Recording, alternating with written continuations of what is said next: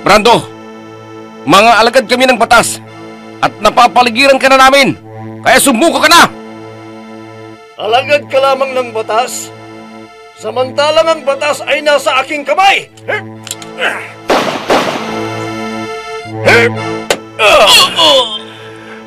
Nagkamali ka ng binangga, kaya katapusan mo na ngayon! Cardo! Anong ginagawa mo dito, Sofia? Ano man ang pinaplano mong gawin laban kay Nathan, parang awa mo na. Huwag mo nang ituloy. Anong ibig mong sabihin? Nalalaman mo ba yung sinasabi mo? Batid mo kung anong ginawa ng lalaki ito sa aking anak. Eh, dapat sa lalaki ito ay mamatay! Cardo, huwag! Plano mo pa yatang ipagtanggol ang lalaking ito na kinamumuhian mo! At ikaw, Nathan, magaling na pulis. Magdasal ka na dahil katapusan mo na! Nathan!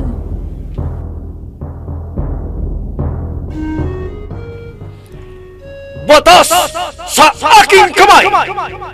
Kwento ng paghiganti na bunsod na galit at pagkamuhi nang walang sapat na dahilan sa pagkakamali ng kahapon. Batas sa aking kamay! Mula sa panulat ni Andrea Solar at sa direksyon ni Jun Cabato. Batas sa aking kamay!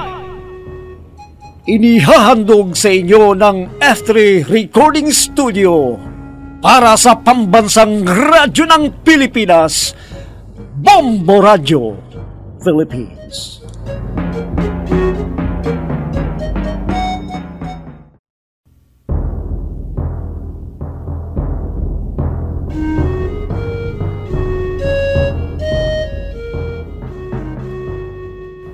At ngayon, mga kaibigan, narito ang pagpapatuloy ng ating dulang pinamagatang Batas sa aking kamay!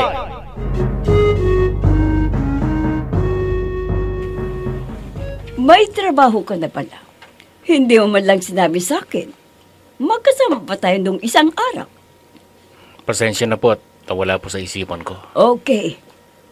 Anong plano mo ngayong graduate ka na ng kolehiyo? Magtatrabaho na po ako nga ayon sa kursong kinuha ko. Ang maging pulis? Opo. At may trabaho na nga pong naghihintay sa akin eh. Nakausap ko na po ang hepe ng pulis. Maghanap ka na lamang ng kahit anong trabaho. Huwag lamang ang pagiging pulis. Ho? Narinig mo ang sinabi ko. Hindi ka aalis ng bahay kung ipagpapatuloy mo rin lang ang pagtatrabaho mo bilang pulis. Ma'am Sophia, mawalang galang nga ho.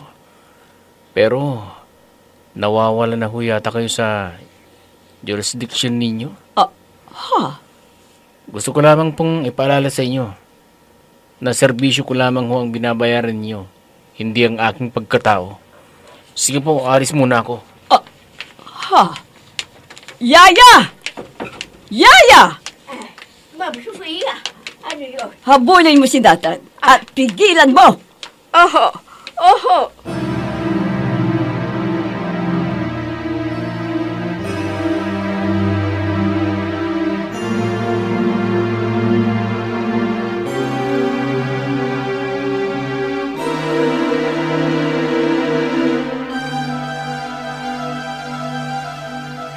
Hindi ko talaga naiintindihan ang mga Sophia na to.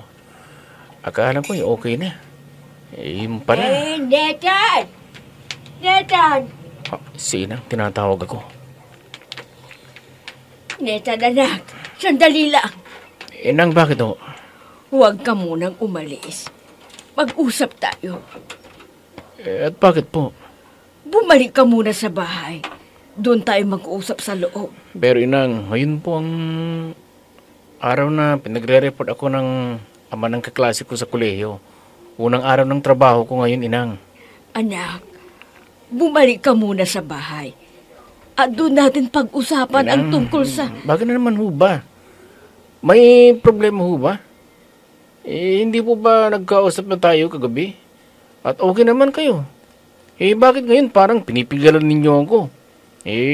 First day ko nga ho ng trabaho ngayon Halika na sa loob. Huwag ka nang makulit. Doon tayo mag-uusap. Huwag dito sa labas ng bahay.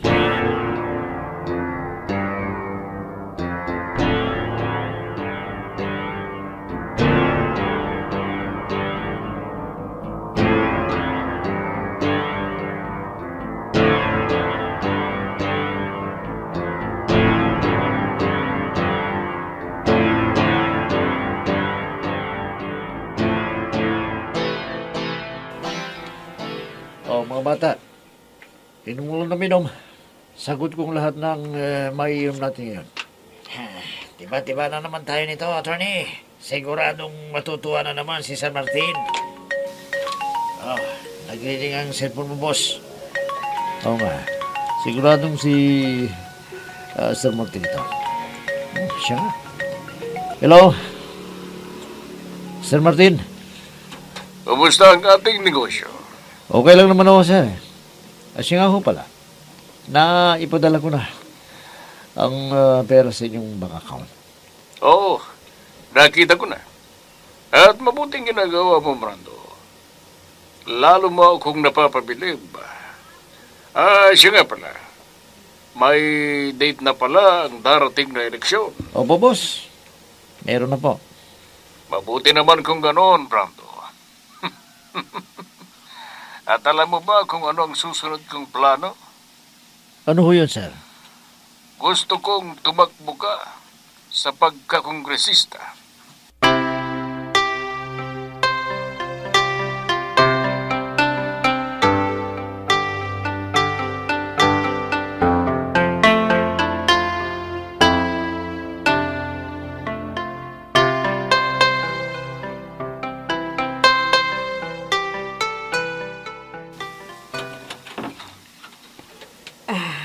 Ma'am, naririto na po kami ni Nathan. Nathan, maupo ka sa sofa. Inang, akala ko ba tayo nang mag-uusap? Bakit naman? Sige na, iho. Maupo ka na sa sofa. At babalikan ko pa yung niluluto ko sa kusina. Inang! Inang! Marami pang gagawin ang inag mo. Siya nga pala. Nakahanap ka na kamo nagtrabaho? Oho, at pinagre-report na nga ho nila ako ngayon. Bali, first day of work ko po ngayon. May bakanting posisyon sa opisina ko. Yun na lamang ang pasukan mo, iho. Bakanting position sa opisina? Ano pong trabaho ko? Katatawag lamang sa akin ng sekretary ko kanina. Hindi mo na siya makakapasok dahil kabuanan na niya. Kaya ikaw muna ang pumalit sa kanyang trabaho habang naghihintay tayo ng trabahong namabagay sa iyong natapos. Pero ma'am, pagpupulis pang natapos ko. Kaya yun pang gusto kong maging trabaho. Mahirap ang trabaho ng pulis, Nathan. Isa pa, mas malaking hamak ang sahod mo na matatanggap mo kaysa sahod na matatanggap mo bilang isang pulis. Kaya dito ka muna. Hintayin mo ko. At sabay na tayong aalis papunta sa opisina ko.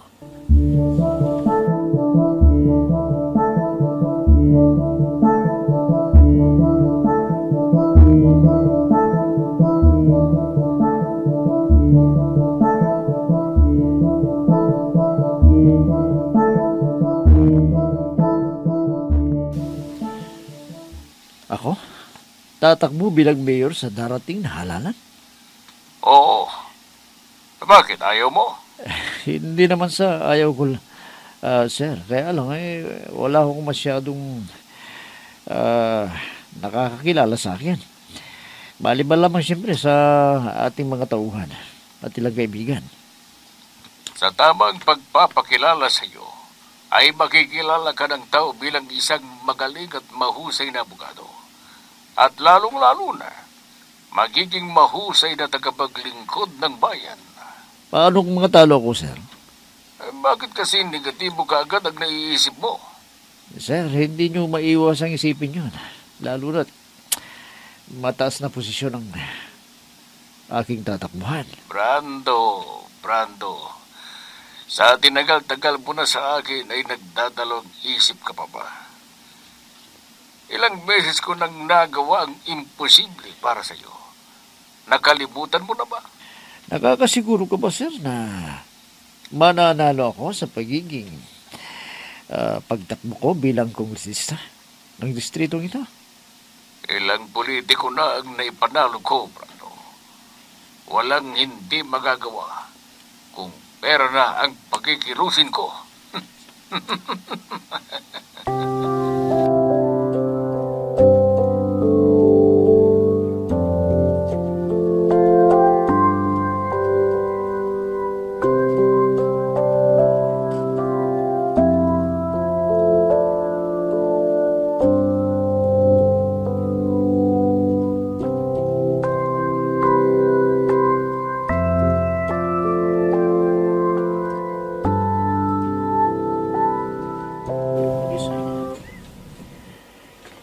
Pare, ang ganda-ganda ng chicks na yun.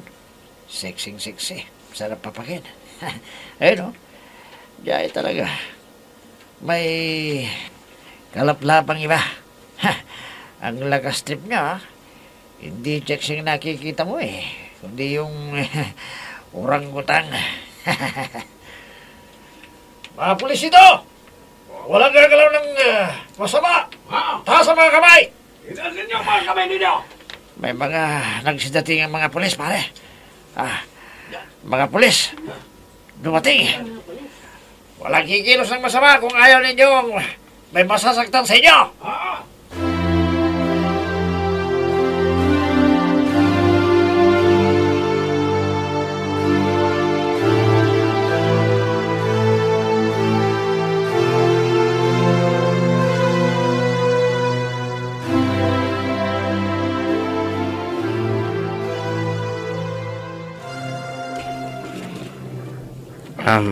Ma'am, gusto ko palang malaman kung anong magiging trabaho ko sa office ninyo. Hindi ba't sinabi ko na sa'yo? Magiging personal secretary kita? Ma'am, hindi ko kaya diyahe kung magiging personal secretary ninyo ako. At bakit naman diyahe? Karalaki ko kasing tao. Criminology pa ang kursong tinapos ko, pero gagawin lamang ninyo akong sekretary.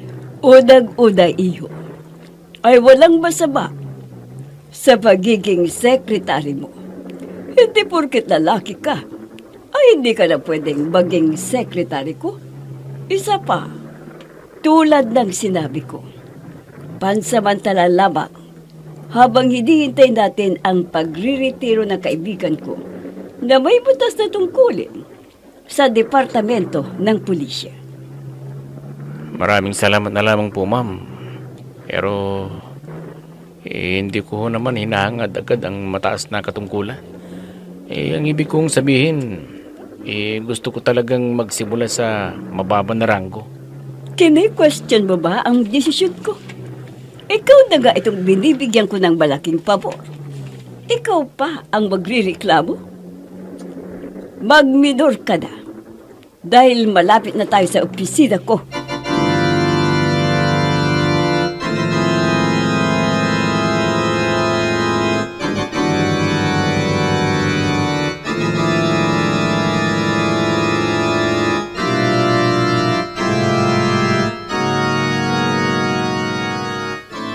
Kamusta si Brando? Nasabi mo na ba sa kanya ang pinapasabi ko sa iyo? Oo naman, ate. Kailan ba tayo babalik ng Pilipinas? Hintayin lang naman ang matanggap ko ang share sa kumpanya ko dito sa Canada. At babalik na tayo sa Pilipinas. Mabalik pala ako kay Brando. Natuwa ba siya sa sinabi mo na tatakbo siya sa pagka-mayor sa darating na national election? Oo. Tuwang-tuwa siya. Yun nga lang, parang hindi pa rin makapaniwala sa sinabi ko. Talaga? Pero, ngayon pa lang ay simulan na natin siyang hubugin sa kanyang pagiging trabaho. Hindi katakataka na hindi siya makapaniwala. Dahil malamang hindi pumasok sa kanyang isipan ang humawak ng isang bayan. Oo, hindi pa nga siya nagtatagal sa pagiging abogado niya eh. Ito na naman at pagiging kongresista na ang susuungin. Siya nga pala, may tatanungin lamang ako sa iyo. Ano yan? Bakit ba ganyan na rin ang pagkaaliw mo kay Brando? Ano ba namang klaseng tanong yan? Bakit ikaw? Bakit ginawa mo siyang kanang kamay mo kaagad? Kahit hindi naman siya dating miyembro sa samahan. Dahil nga anak siya ng hepe ng pulis. At kung anak siya ng hepe ng pulis, bukod sa malakas ang kapit natin sa departamento, ay may chance ring mapasok natin ng ilang mga pulis para sa ating organisasyon. Tama ka. Pero ate, hindi mo pa nasasagot ang tanong ko. Ikaw, anong nakita mo kay Brando? Bakit tila naaaliw ka sa kanya? May pupuntahan pala ako. Ang mabuti pa, pakitawag na yung driver ko para makaalis na kami.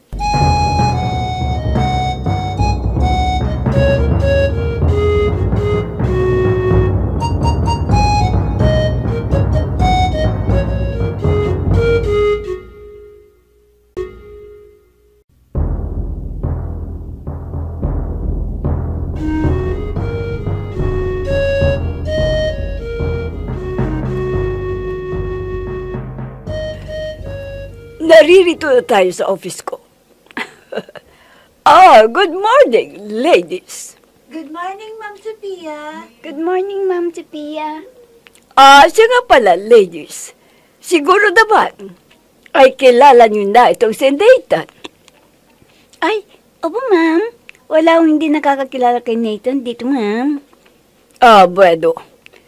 Gusto kong ipakilala ko siyang, sa inyo ngayon, na si Nathan ay hindi na siya ang driver ko, kundi ang magiging personal secretary ko.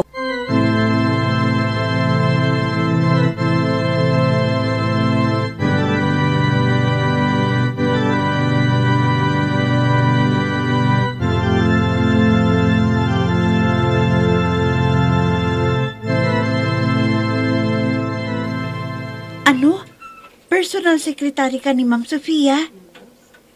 Oo, diyahe nga eh. Kaya lang, laki ng inialok yung sahod ko. Kaya kahit na ayoko sana, tinanggap ko na. Sa bagay, pang-unisex naman ang trabaho ng sekretary.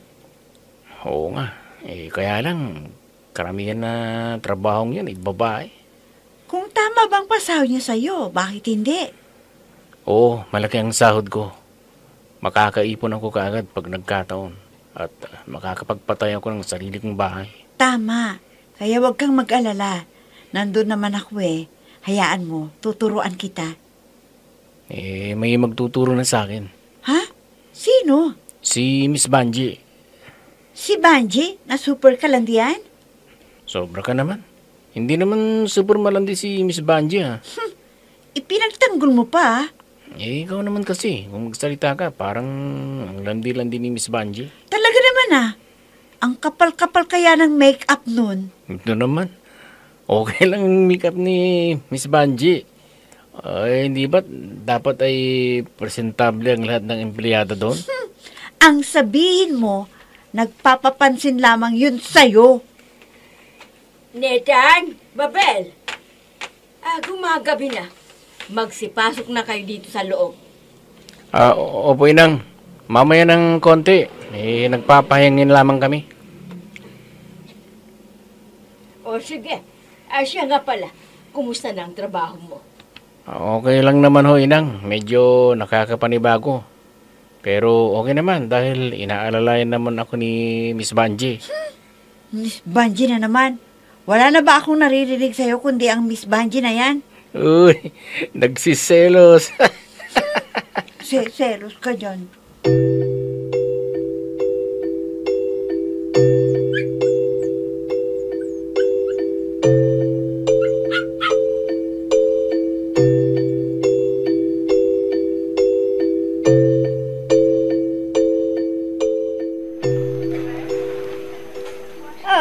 wakas, nandito na tayo sa Pilipinas.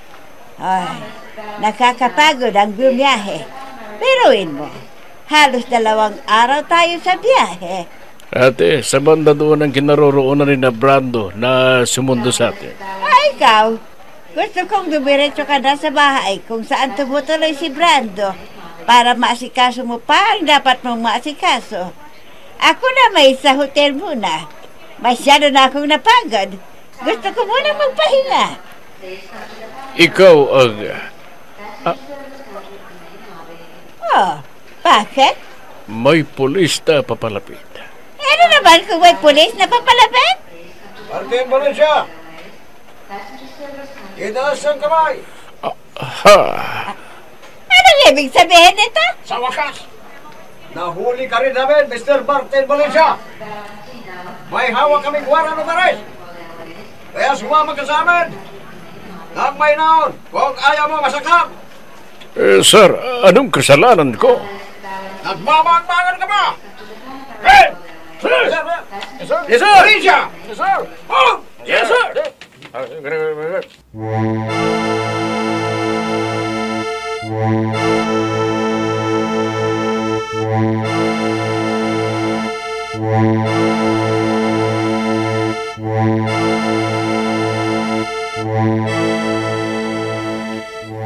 Pumasok ulit ang inang mo sa loob ng bahay.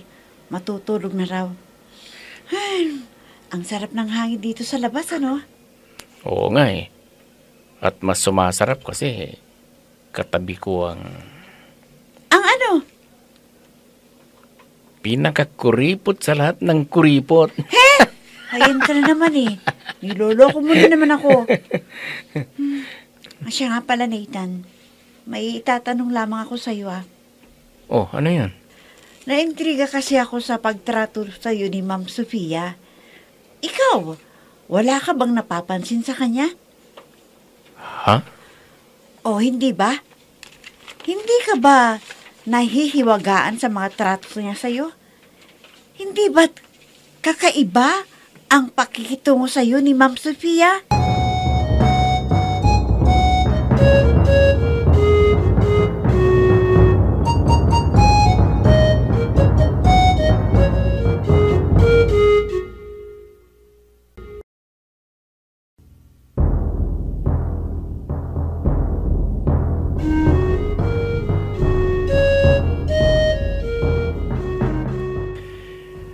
Bakit nga ba iba ang trato at pakikitungo ni Sofia kay Nathan?